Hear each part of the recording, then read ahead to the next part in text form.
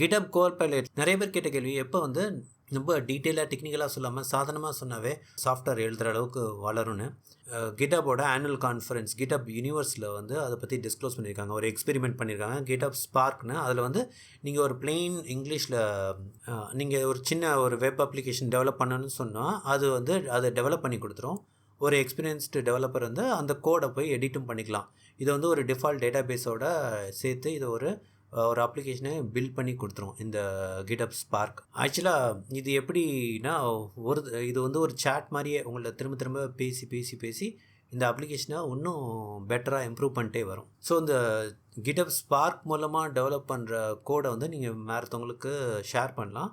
அவங்களும் அதை எடுத்து அதுக்கு மேலே தேவையானதெல்லாம் சில இது வந்து அவங்க பில்ட் பண்ணிட்டும் போகலாம். ஸோ இப்படி ஷேர் பண்ணுற கோடில் வந்து டிஃபெக்ட்ஸ் இருக்கலாம். ஏன்னா ஏஐ வந்து கட்டாயம் டிஃபெக்ட்ஸ் இருக்க தான் செய்ய போகுது. ஸோ அதை வந்து அவங்க ஃபிக்ஸ் பண்ணி வெப் ஆப்பை இன்னும் பெட்டராக இம்ப்ரூவ் பண்ணிக்கலாம்.